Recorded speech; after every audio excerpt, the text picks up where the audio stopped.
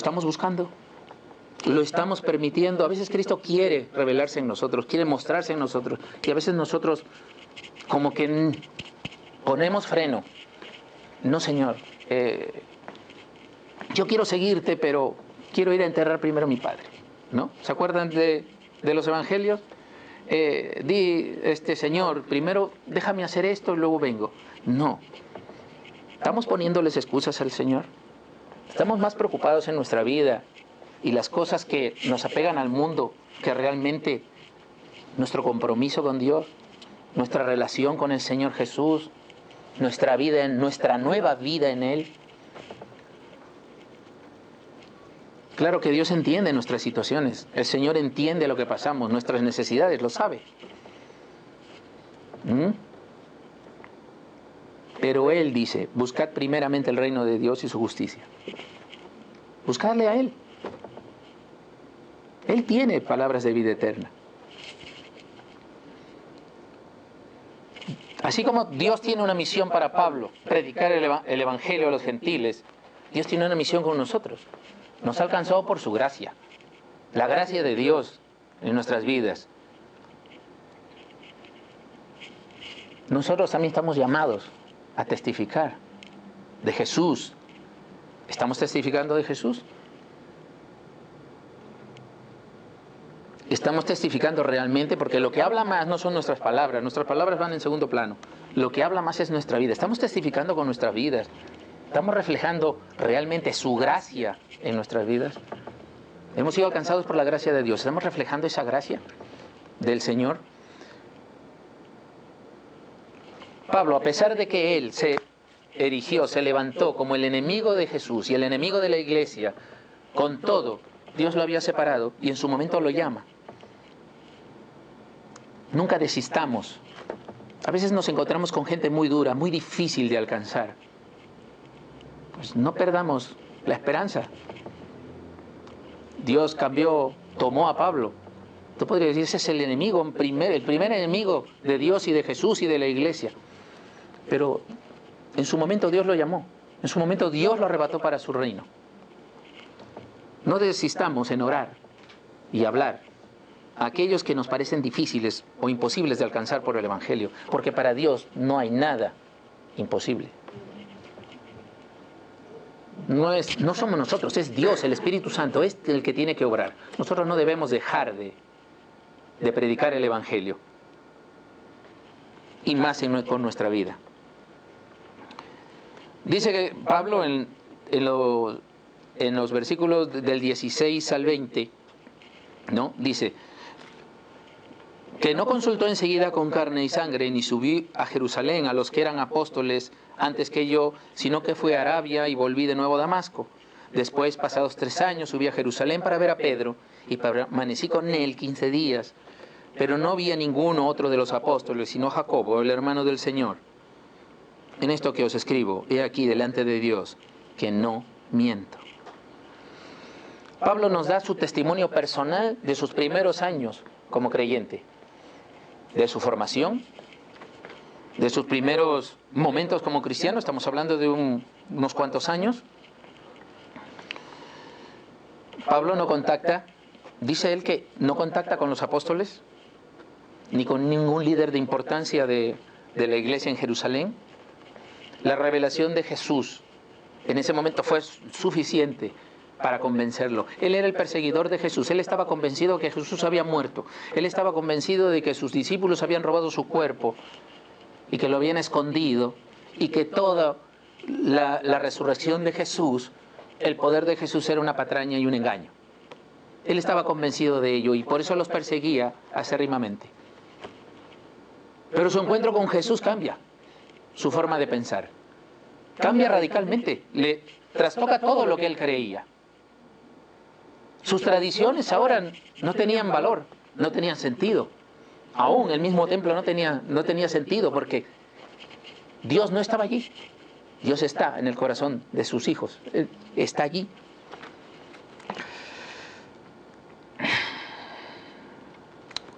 Él no subió a Jerusalén ni consultó con ningún otro líder para corroborar que su llamado, su mensaje, eran conforme conforme a lo que el Señor le estaba diciendo.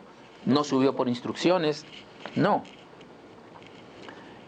Después de que él, con su encuentro con Jesús, Pablo quedó ciego y lo llevaron a Damasco, viene Ananías, le imponen las manos y recobra la vista. No solo Pablo fue sanada su ceguera natural, fue también sanado y quitada esa ceguera espiritual que él tenía. Pudo ver con claridad quién era Jesús, que realmente sí había resucitado, que realmente estaba vivo, que realmente tenía poder y realmente era el Señor de todo. Realmente era el Hijo de Dios, como Él lo manifiesta desde un principio, el Hijo de Dios. Y como leímos en 1 Corintios 15, que Jesús es el Hijo de Dios. Conforme a las Escrituras, Él murió, resucitó y se apareció conforme a las Escrituras. Y eso es el foco de su predicación. Jesús es Dios. Jesús es el Señor. Jesús realmente es quien es. Y Jesús realmente cumple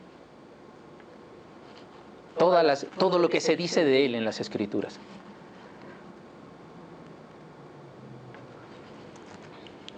El Señor Jesús, cuando estuvo en la tierra, es que este es algo curioso que cuando lo estaba viendo, no lo vi en primer plano, pero me llamó mucho la atención. El Señor Jesús estuvo aproximadamente como 3 años y pocos enseñando a sus discípulos. Y Él tenía un grupo cerrado, que son los apóstoles, los 12, y Él estuvo con ellos instruyéndoles y enseñándoles personalmente, viviendo con ellos personalmente. Comía, dormía y andaba con ellos de un lugar para otro, iba de un pueblo a otro, y así recorrió todo Israel. Pero lo curioso es que en el caso de Pablo, hace algo parecido. Pablo es apartado y Pablo, por un periodo de tiempo similar, es instruido directamente por el Señor.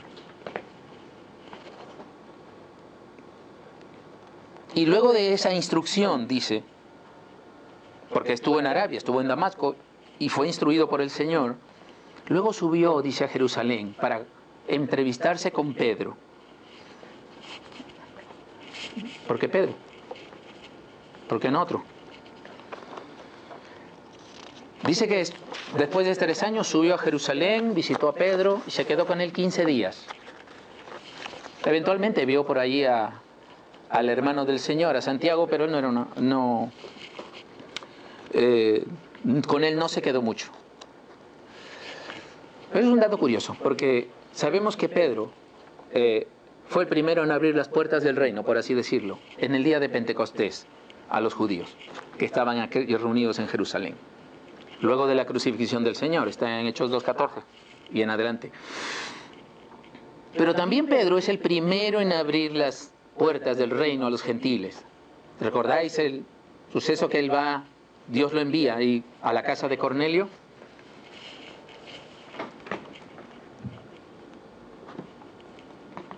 Pablo también lo señala, Dios, el Señor, señala a Pablo como el que va a hacer un trabajo entre aquellos gentiles a quienes se le abrió la puerta por medio de Pedro.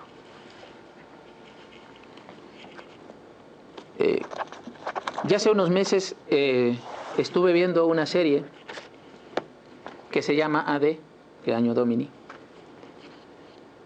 Hay muchas cosas allí que no estoy de acuerdo porque no están conforme realmente a la Biblia, pero lo curioso es de que se ve a un Pablo fogoso, animoso, pero lleno de ira, persiguiendo a la iglesia de Dios, y en esos episodios se ve cómo persigue a los que son pilares en la iglesia, a los apóstoles. Y se ve que tiene encuentros de alguna manera con Pedro, en donde prácticamente está a punto de atraparle o matarle. Pero Dios no lo permite, obviamente. No sé si eso no lo dice la Biblia, pero no sé si en alguna medida puede ser cierto. Pero luego de tantos años de que la iglesia ha sido perseguida, Pablo ha sido cambiado, él se encuentra con Pedro, uno de los principales apóstoles, por así decirlo, uno de los que quizá sufrieron la persecución de Saulo de Tarso. Y yo me pregunto, ese tiempo de 15 días puede ser un tiempo de perdón, un tiempo de reconciliación y un tiempo de compañerismo de los que antes fueron enemigos, ahora están militando en las mismas filas, en las filas del Señor, en el del ejército del Señor.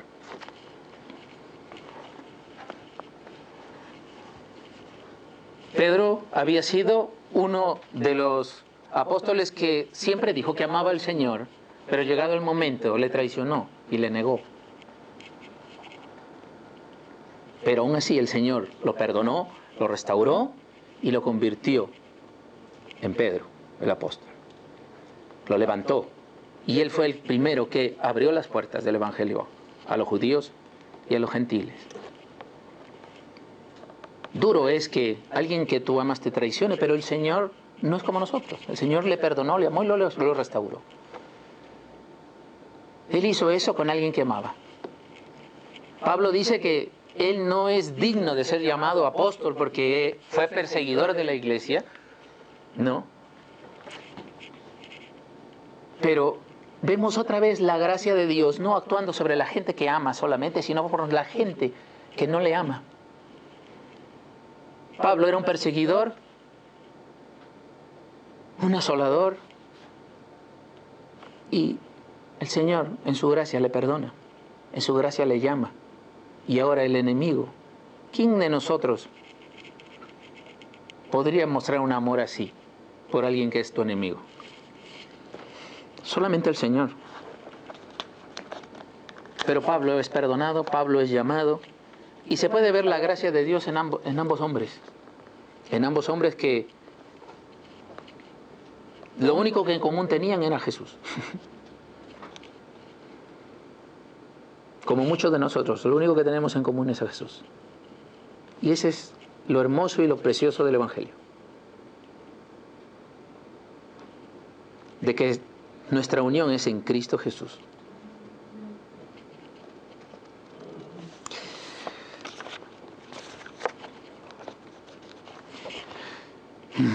Gracias, Señor. Finalmente, ya para terminar, dice Pablo que se quedó en las regiones de Siria, de Cilicia, y dice que las iglesias de Judea, o sea, las iglesias de Judea, las de Jerusalén y sus alrededores, dice que ellos solamente oían hablar de que aquel que asolaba y destruía la iglesia, que perseguía la iglesia, ahora predicaba esa fe y defendía esa fe que en otro tiempo él quería destruir. Y eso es lo hermoso del Señor, que cambia nuestra vida, nuestra forma de pensar, nuestra forma de actuar, nuestra conducta.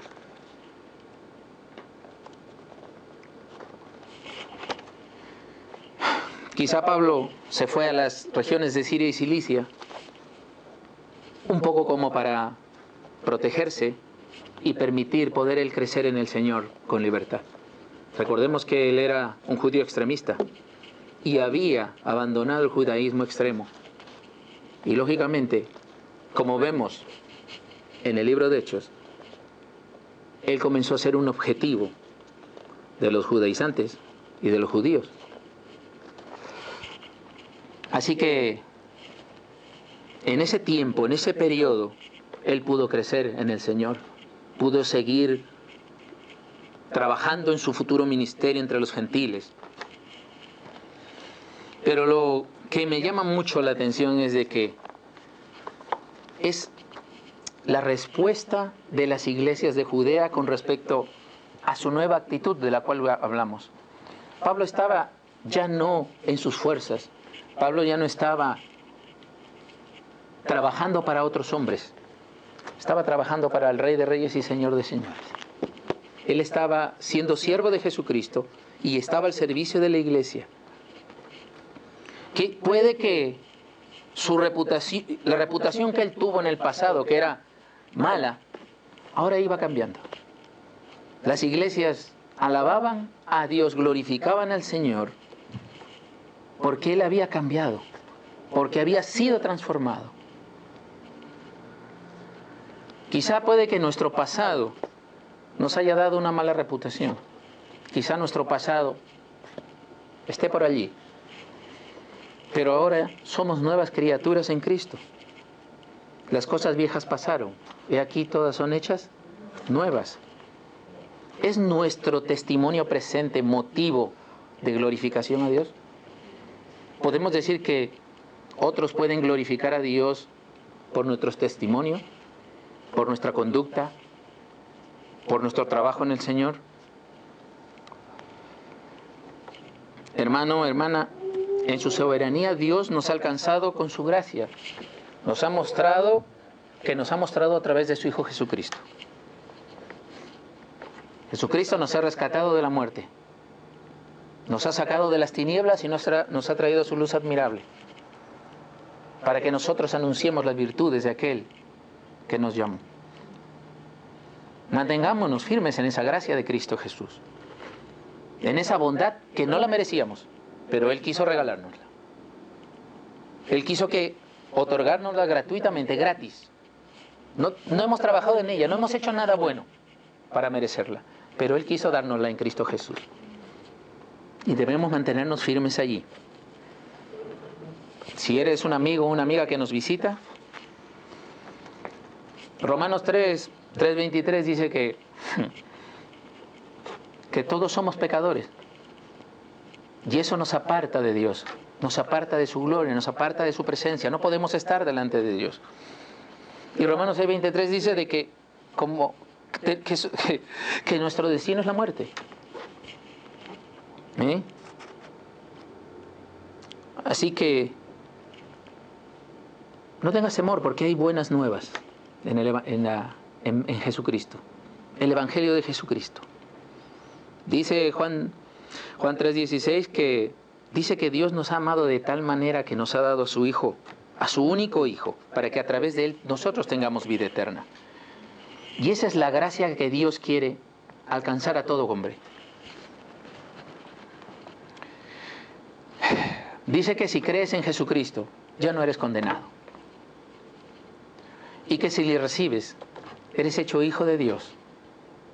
Tu vida cambiará, tu conducta cambiará, su gracia te rodeará y eres hecho una nueva creación. El Señor está llamando. Vamos a orar. Señor Jesús, yo te doy gracias por esta oportunidad, porque al hablar me reto a mí mismo. Y considero, Señor, que estamos en esta lucha. Yo te doy gracias por tu palabra, te doy gracias por la vida de este hombre, por Pablo, Señor. Cómo tremendamente, Señor, cambiaste su vida, de una manera tan radical. No es por lo que él hizo, así como nosotros no hicimos nada. No era por su conocimiento, ni por su extremismo. Fue por tu gracia. Tú tenías un propósito con él y lo llamaste en su momento. Te damos gracias, Señor, cada uno de nosotros, porque en el momento oportuno nos llamaste. En el momento oportuno te revelaste a nosotros. En el momento oportuno nos has llamado. Pero también entendamos que no nos has llamado para calentar bancas, no nos has llamado para llenar un recinto, nos has llamado para que vivamos cada día conforme a tu voluntad, para que vivamos haciendo tu voluntad, para que sigamos creciendo, Señor, en tu conocimiento, para que esa gracia con la que nos has alcanzado, esa gracia se revele, pero no para gloria nuestra, sino para glorificar el nombre de Jesucristo, el único que merece toda la gloria y la honra por los siglos de los siglos, Señor.